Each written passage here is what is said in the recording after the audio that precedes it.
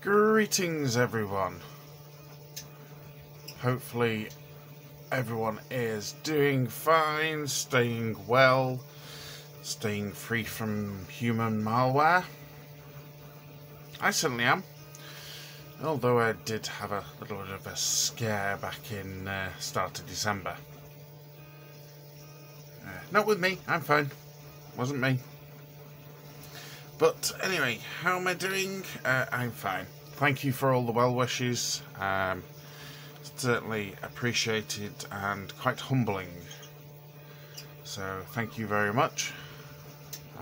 So work is rolling back in number of hours, as you'd expect in January. Which reminds me, hope everybody had a good Christmas and New Year's. So able to pick up projects because, well, quite often getting home quite shattered in the evening and just really not having the motivation to pick stuff like this up. But I am motivated. Just in case, I am using my phone, camera and microphone for recording this because I need something high resolution. But my apologies if you can hear my printer in the background. Hopefully it won't be too distracting. So here's my stack. We're looking straight down on top of it. So as you can see, we've got the TC55257 32K SRAM chip on the topmost deck. Obviously this thing is nowhere near operational. So that's one of the decks. That's a universal deck. And there's no traces between the center section of pads and the actual bus. I'll show you why that is in a minute. So I'm going to put this somewhere safe. That is the supervisor. It's a PIC 18F 46K22. That is a 40-pin dip. Now, you're going to be looking at that and saying, duh, it says right on it. Yeah, I've printed little pieces of paper to go on top of these chips because I'm about to show you a semi-permanent way of wiring these chips up. So the first generation was on breadboard. Second generation is going to be done this way that I'm going to show you. Now these pieces of paper, I don't know if the camera's high enough resolution to pick it out. I couldn't tell on the screen. But we have what it connects to on each side of the piece of paper, so I know where I'm wire wrapping to. So take this deck off. So this one has a singular COM port which isn't soldered in yet, but I will be doing before it gets operational, and that's then the Z80.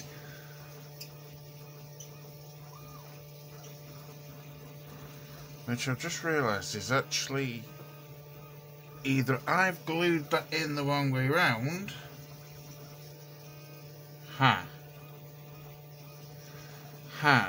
That's an issue. I'm gonna have to double check that because I may have glued that on the wrong way round. Actually, no, I don't think I have. I think I've just got that center text the wrong way around. Tell you what, shall we see if we can find out? Doopy-doopy-doopy-doo.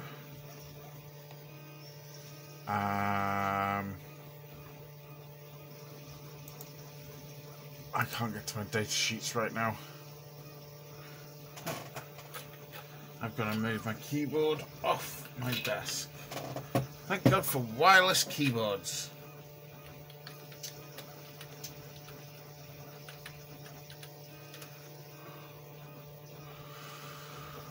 Data sheet, Zilog.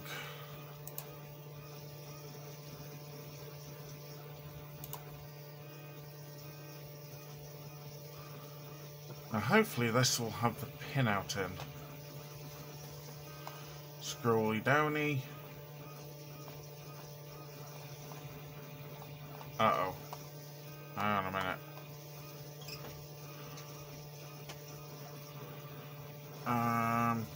This might be the programming data sheet.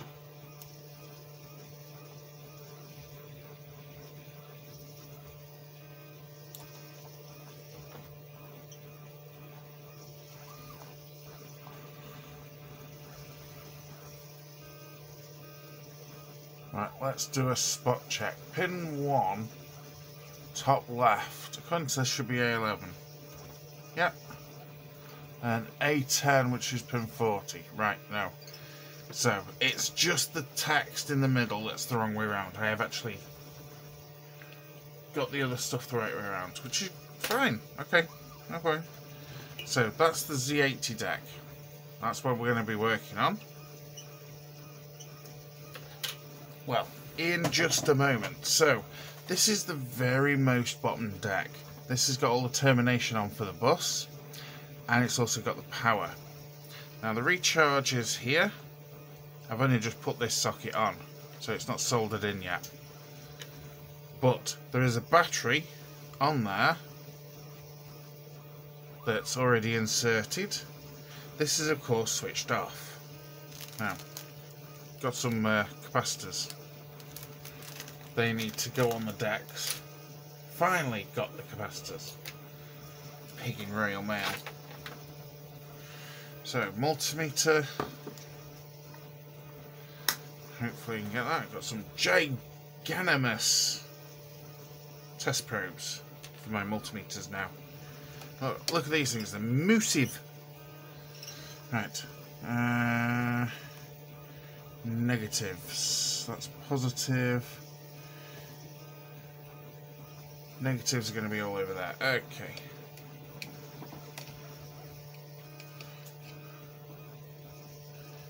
One of these regulators. Stand by, that one. I need to rest my finger there. Touch that.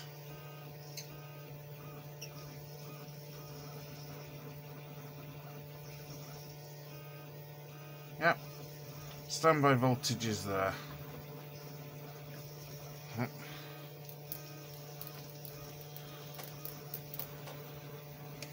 me try that again.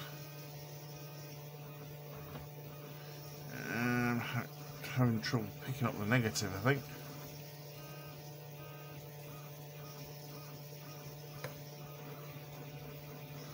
So input voltage 4 volts.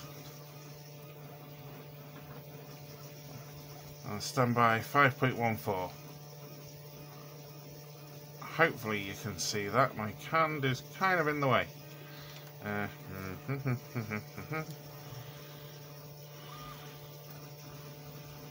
Let's try this again.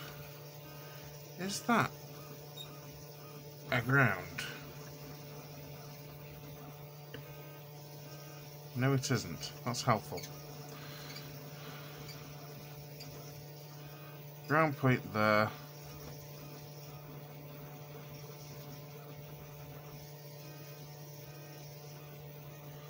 Trying to get a decent connection. There we go. 5.14. Touch on the high side. I can tweak that in a bit.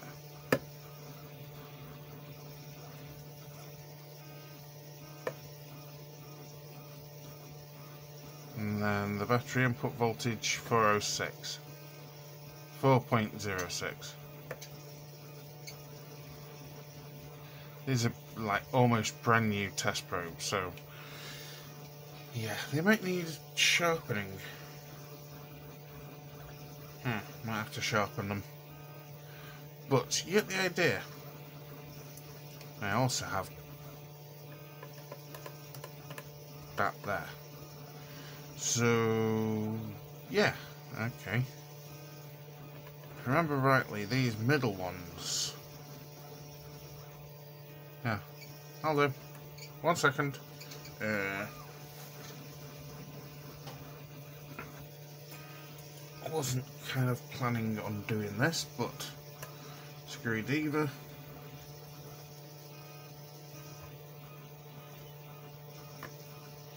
If I can get that test probe in there and get it screwed down, this will be so much easier. No, of course I can't.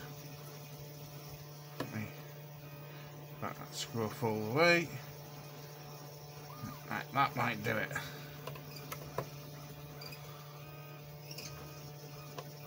There we go. Okay. That's going to make it so much easier. So everything's power-wise shares a common negative. So 5.14, 406. So let's turn it on. There we go.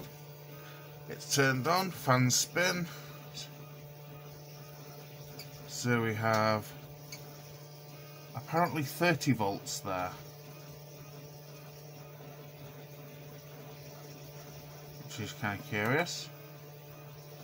And 9.7 there, so we're a little bit out of whack.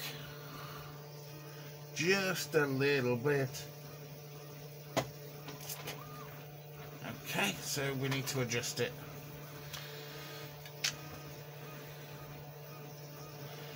I wanna see you wiggle it just a little bit. Just grabbing my screwy diva, another screwy diva.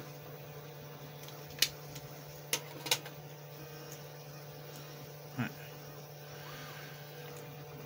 So let's start with this one. This should be 12 volts, and it's 9. The question becomes, which is the regulator for the 12 volts? Right, that's the standby regulator. BB4BC. That's battery charger. So it's literally one of these two. Isn't that helpful? Now the battery charger isn't set up yet.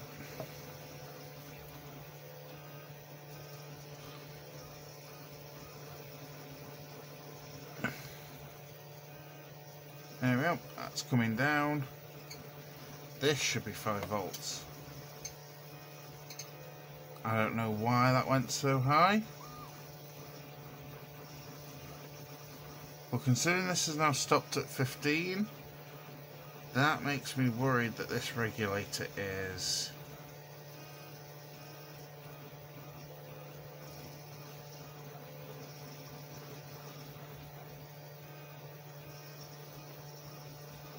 not go over 30.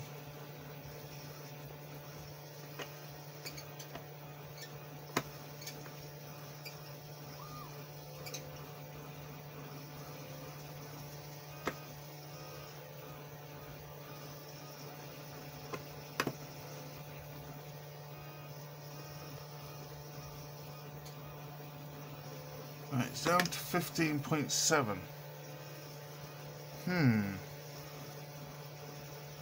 That suggests there's a regulator issue somewhere.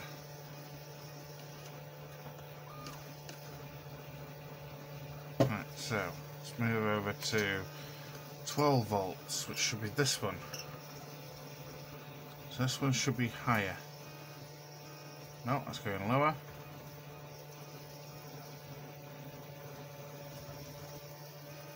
You might hear the fan start spinning up.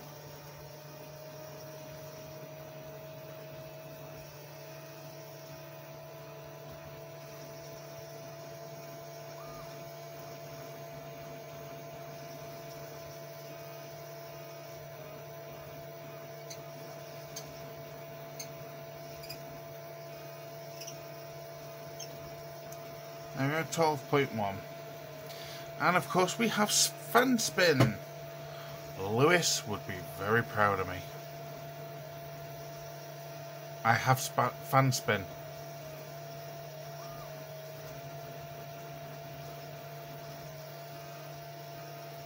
Don't have anything else, but I have fan spin. So the question is, why do I have 14 volts over here?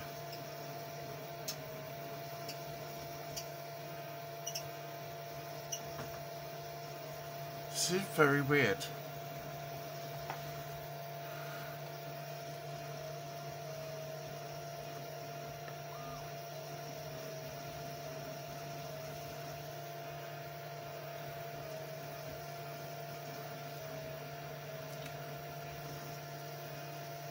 Why is the input 3 volts? Huh. Must be dragging the voltage of that cell down quite a bit. But whatever.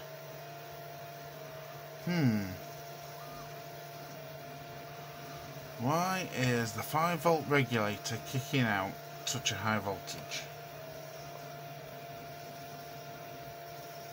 It slowly seems to be drifting down actually.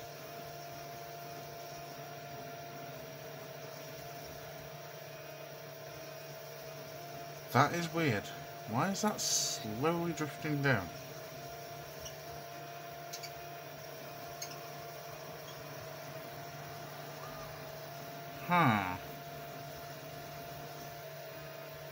I may investigate that off camera.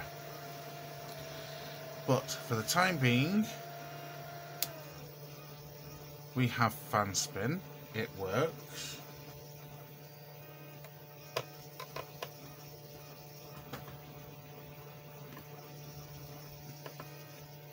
And we're done there.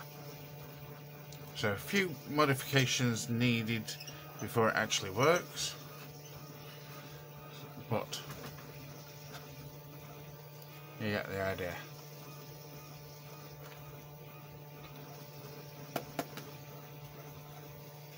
So that's not what needs working on, although it does need some work.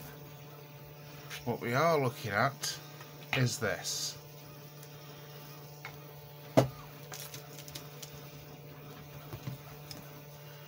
So let's get rid of the multimeter with the super duper heavy probe. I mean, those things are impressive, but my god. So we have wire wrapping wire, also known as KNAR. It is extremely thin. So basic principle of wire wrapping is using a tool like this. God help you if you don't have one. You put that over the pin and then you turn it and you wrap the end that you've stripped the insulation off around the pin, and then you lead it to another pin and you do the same again. So I will show you, but first we need to allocate colours. So I have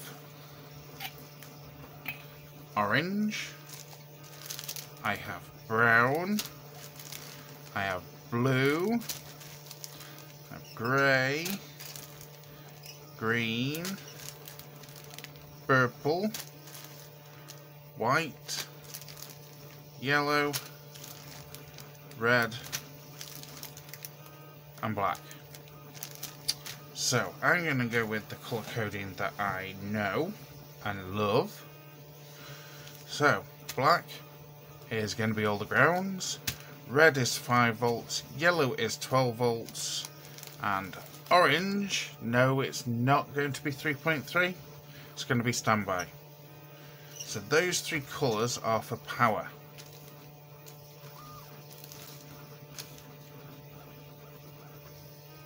Now, I won't be using orange just yet. We probably won't use orange a great deal for standby, but let's see. move those to one side for a moment.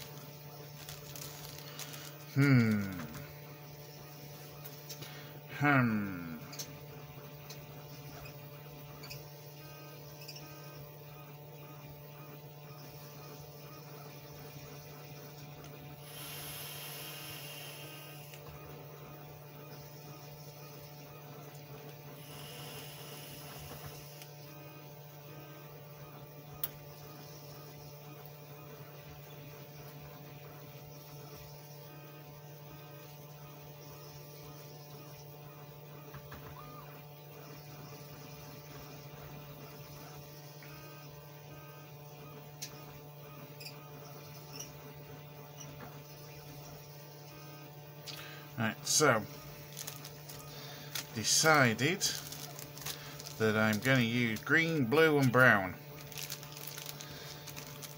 Well,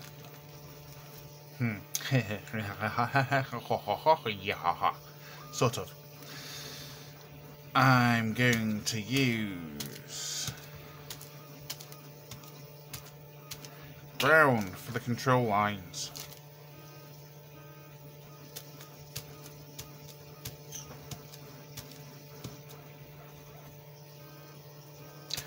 Blue for the data bus, green for the address bus. So that's those three. Let's go and put these ones to one side. I can put these three to one side because the first thing that I'm going to do isn't the buses. Move this back more or less to the centre. Now I'm going to be working in the light, which is really annoying. That being said, can I adjust? No, of course I can't. Yeah, not gonna let me.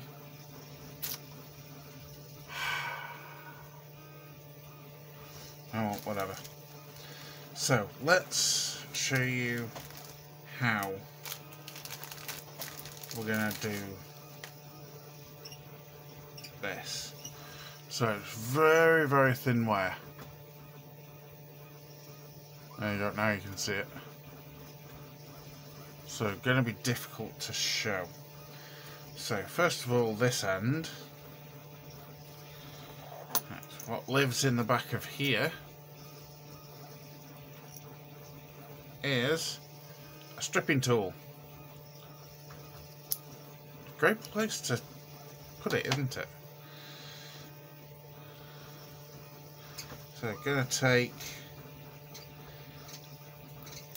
about 15mm and just strip it off just like that. There's the installation. Let's see if I can show you properly without being in shadows. There you go. I'll put that there. We'll straighten this.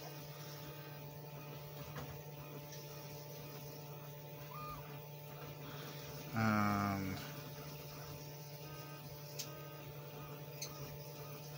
then we get it up the channel. Let's have a look. Hopefully you can see the channel in there. That's in the tool. And then we want ground. So spin this around so I can actually see what I'm doing.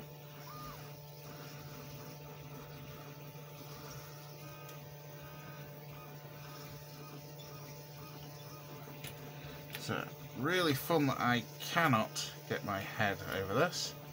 And we're just turning, finger on top to push it down, not too hard, just keep turning, and that's done. Now if I've done this right, a little bit too much pressure, but camera, refocus, come on. You should just be able to see it there. I can barely see the camera from where I am.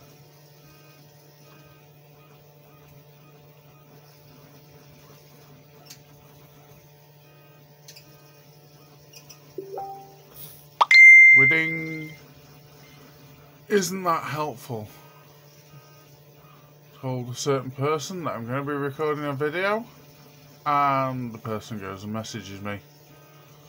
Hopefully the person in question will watch the video when it comes out and realise what she has just done. Right, so ground is over here. So we're just going to lay it down there, up to there, so there.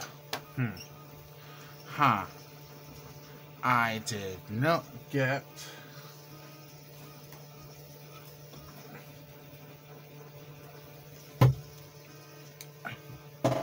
there we go, and we're just going to use small pair of scissors, chop it off. Very thin wire, you don't need much.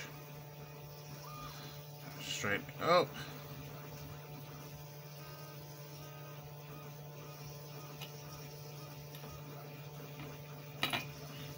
Strip it off. Now I'm trying to do this to show you, for those that have never heard of wire wrapping. And this is completely different to budge wires, because with budge wires you still solder it. So over to ground, which is there, and we're down on it. I'm going to make sure the wire is neat, not too tight, and then I'm going to start turning. And it does tighten up just a little bit. We've got plenty of slack on that wire. So you, as I said, you don't want to press down too much, otherwise the wire goes over itself rather than contacting the pin. Now that's done. Pull it off, and that be the first connection.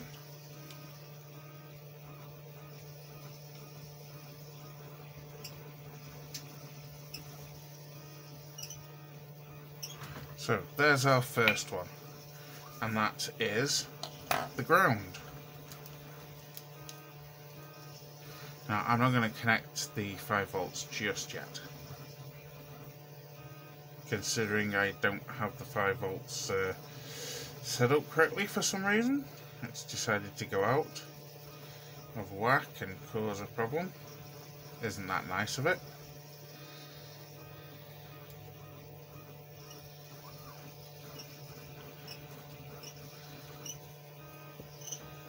Now there's no point in cutting wires prematurely to length.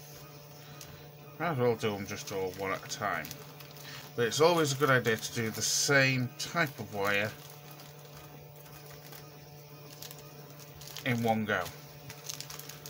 But there's the ground.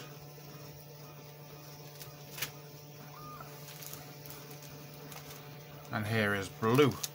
Blue, blue, blue, blue, blue. Data. I'm going to do the 8 data lines. So again, I'm going to show you one by one how to do them slowly, and then I'm going to time lapse the rest. I'll probably move the camera as well, because believe it or not, if you follow my finger, the mounting post for the camera is right there. And of course, left hand, right hand, left hand, right hand, and the post is literally up my chest.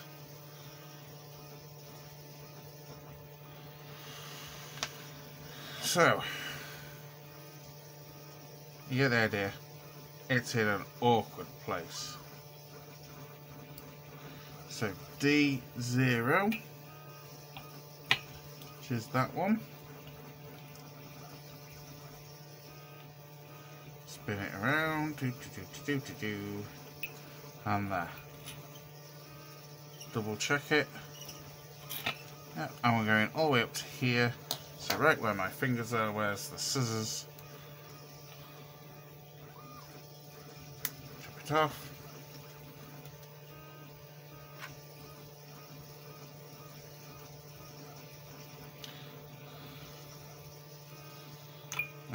Oops.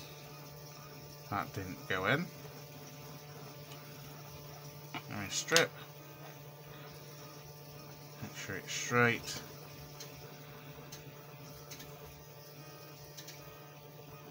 Go on. Get up there. D0.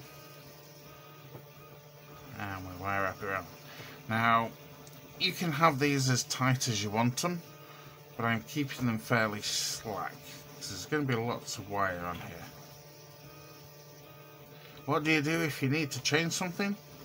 Well, then you need an unwrapping tool, or just a pair of scissors.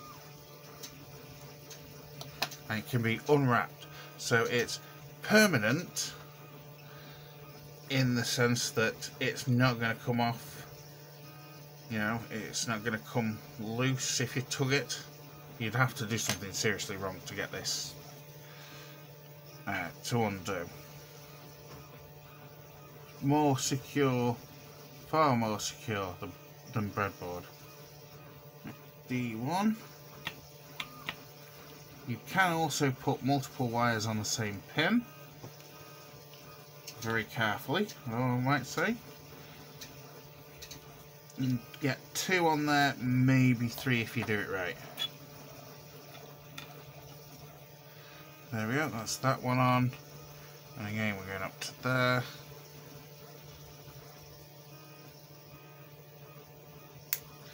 The more of this that you do, and of course the better the setup that you have, the faster you'll be able to do it.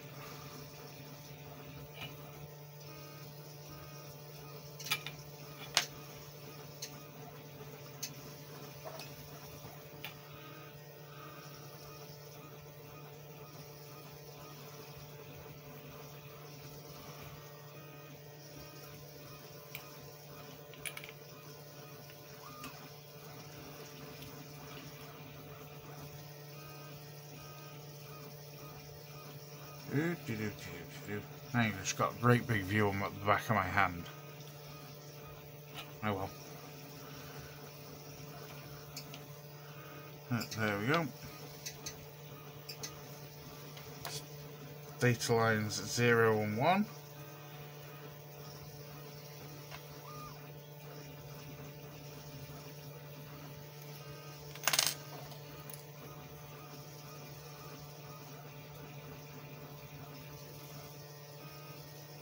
Oops, curl on the end of that. That's not gone up the channel.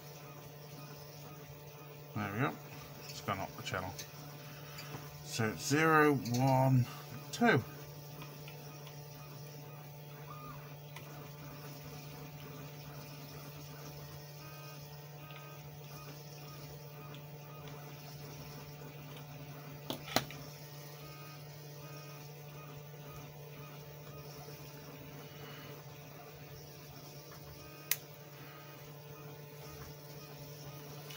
My very first job, like 23 years ago, 24 years ago.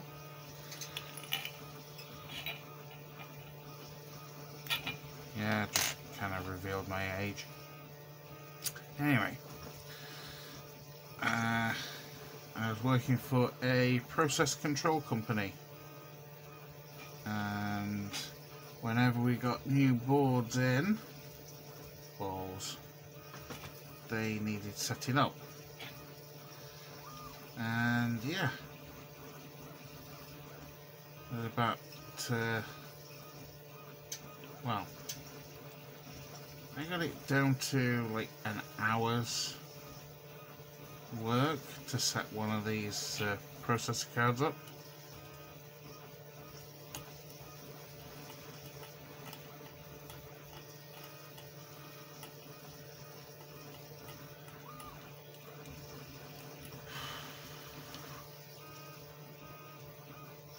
First time I did one, it went bang. Yeah, I got something wrong on it. One of these Canar wires lit up like a freaking Christmas tree. I guess I must have ground it out of our vault line or something. Thankfully it didn't kill the card. But it did set the fire alarm off. Oopsie, my bad. So yeah, when you have a lot of these pins, just make sure that you do get the right one, not the one next to it. That might be a 5 volt line, or a 3 volt line, or 12 volt line. D3. And why in my God's name can they not put data lines side by side and address lines side by side? And why the hell can they not put them sequentially?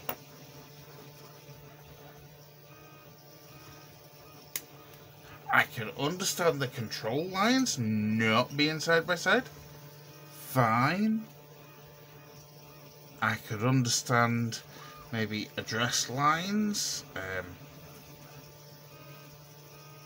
you know, having a slight stagger to them if the internal organisation of the static RAM, for example,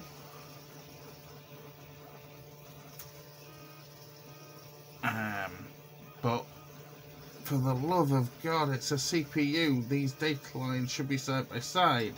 It's an 8-bit CPU. Deals with 8 bits at a time. Why are these all over the place? Answers on a postcard.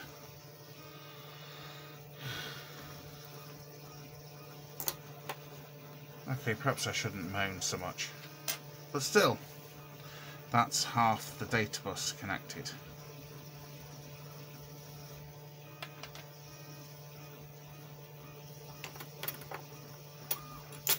There we go.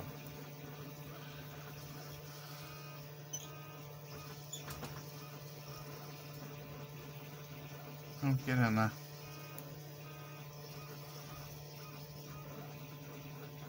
D4. Strangely enough, D4 is right next to D3. And it almost feels like a minor miracle. Now, why are you not going down? Something's not quite right with this.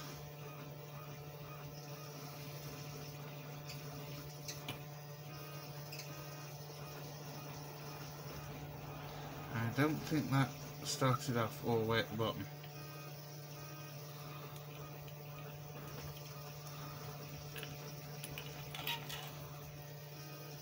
In fact, none of these are started at the bottom. Huh.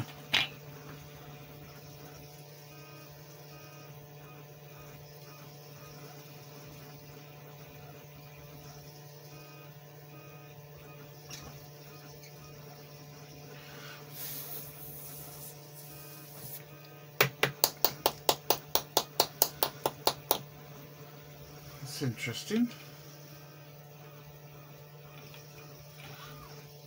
Could I have had something in there? It's entirely possible.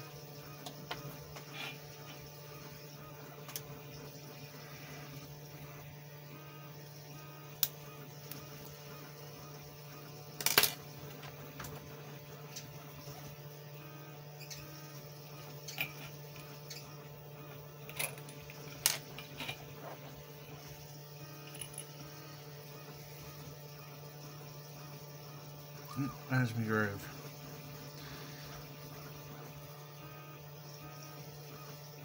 There we go.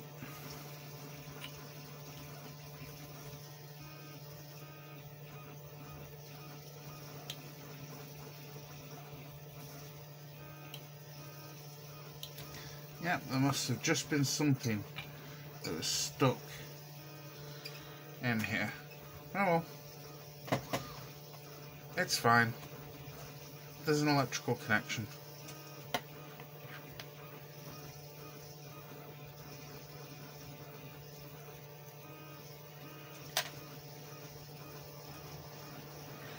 So that's D4, so where's D5?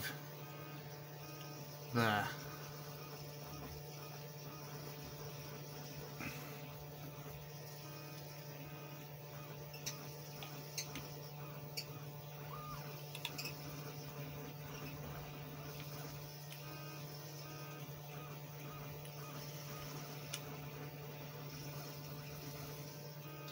Actually, I just thought...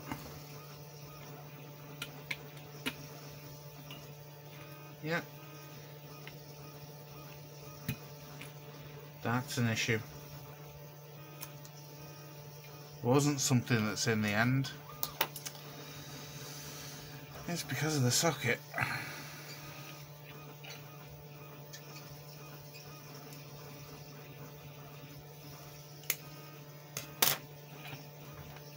Oh well, whatever.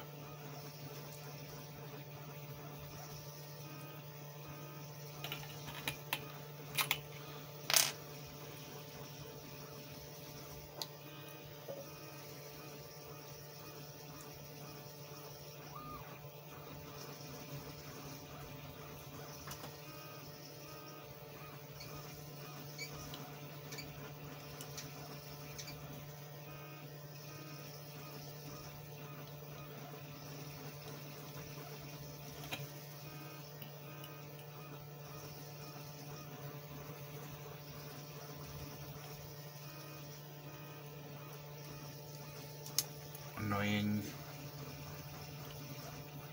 Get out from there. There we go.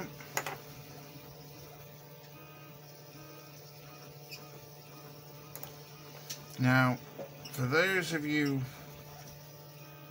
thinking it, and I know you will do, yes, these data lines are crossing each other. Yes, they will create interference with each other. But, for the love of God, we're not running the processor at several gigahertz. I'll be amazed if I get beyond 10 megahertz with this setup. There we go, that's got it right down to the bottom.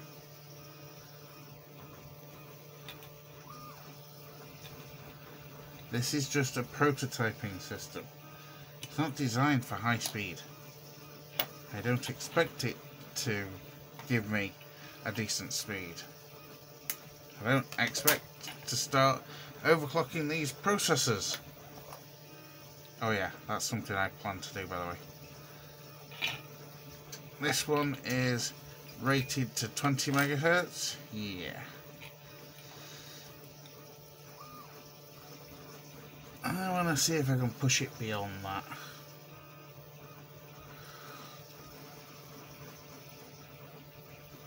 Well, that's down the line, because to run this at 20 megahertz with no weights, I need 50 nanosecond or faster static RAM.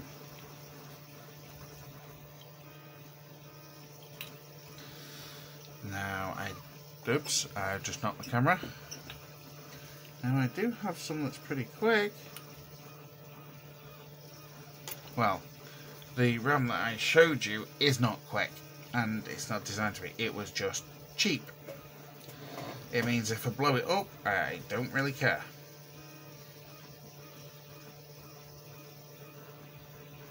But I do have some that's pretty quick. And I also have some that are half meg times 8 chips that I got in. 6 was 7. There we go, this is the last data line right here. There we go.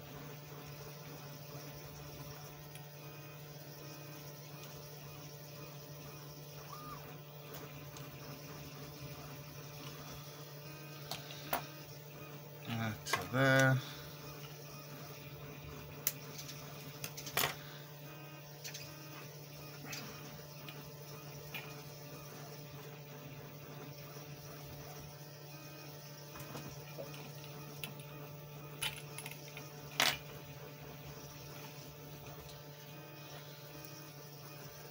So no soldering involved from here, and if I need to reconfigure it, not a problem.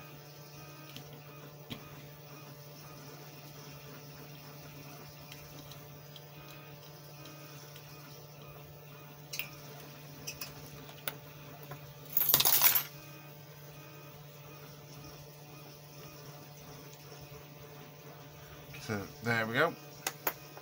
That is the 8 data lines. And pick it up.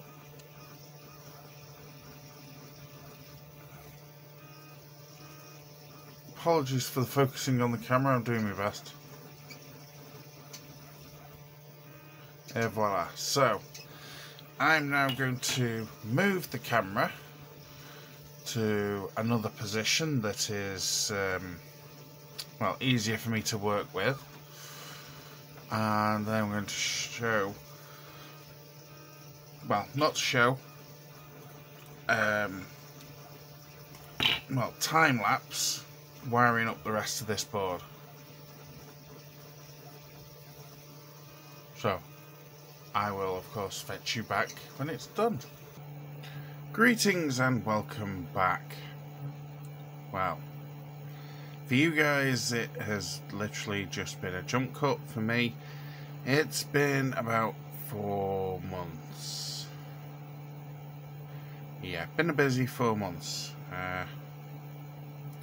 So let's see, at work I've changed department twice. At home, well, I got human malware, which knocked me for 6. Still recovering from it. My fitness is about 50% maybe. And yeah. Also, my dad has passed away. Very recently, in fact. So, yeah. It's been a rough year. So what we're looking at is, done the wire wrapping for the Z80. We have data in blue, top right as you're currently looking at it. Address lines in green, bottom right. And all the I/O is in brown. Power, of course, black is ground, 5 volts is red, 12 volts is going to be yellow. Standby, not sure. Don't need to use standby just yet, although that'll be coming up quite soon. Orange I want to reserve just in case I need to use 3.3 volt on something. So I will find a colour for standby. Top left I have installed the capacitor on the 5 volt rail. Then we have the supervisor.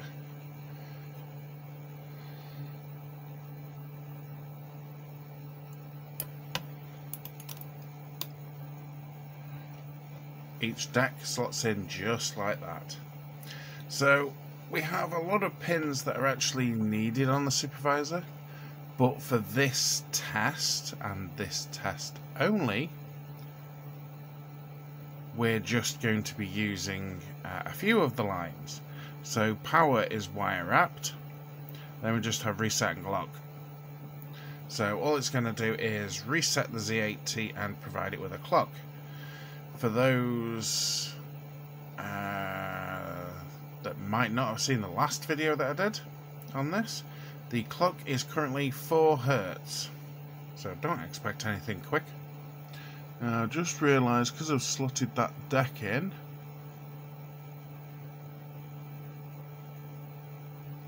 I need to adjust it slightly so that you can see. You can just about see. I really don't want to be moving the camera now. See if I can do it without wiggling it too much. That's a bit better. Apologies for those getting motion sickness.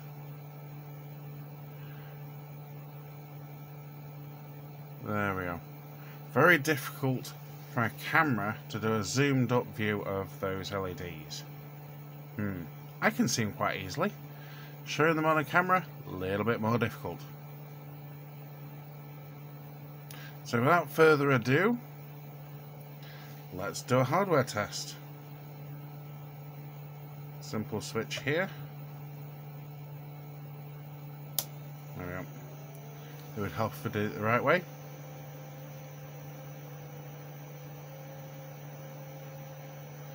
Now, annoyingly, the refresh on the Z80, come on. But you can clearly see the lights are flickering away, especially the blue ones. Data you're not going to see anything on, because there's no data, it's just executing knobs. 0 hex basically, and the address bus counts up. Sort of. What I do need to do is to do some sort of labelling for these LEDs.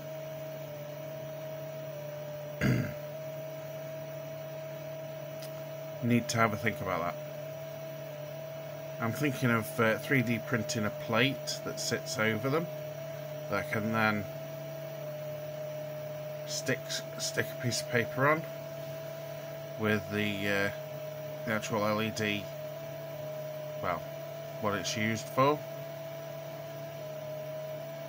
But there we go, everything's moving away. You can see the clock line flashing away.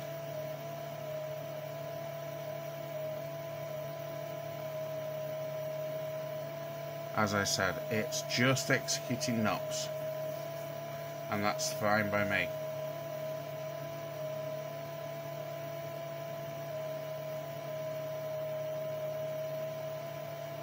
Of course, this isn't a real test, but everybody loves the standard flashy lights and the binary counting and whatnot.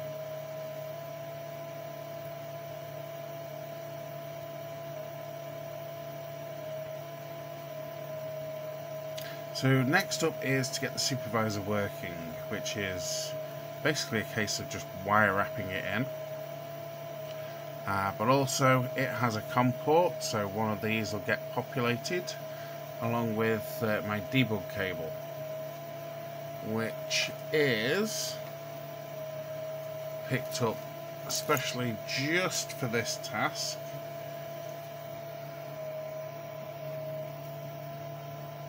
One of those things. Yep. And it has DuPonts on the end, so I can just plug it in. It's probably a CH chipset, I would have thought, but simple little thing, nice and cheap, that'll do us. So thank you for watching. Excuse me. And yeah, like, subscribe, comment. Don't forget, on the Retro Brew Computers forum, I put posts up there asking questions, and I'm also on the list of developers on the wiki.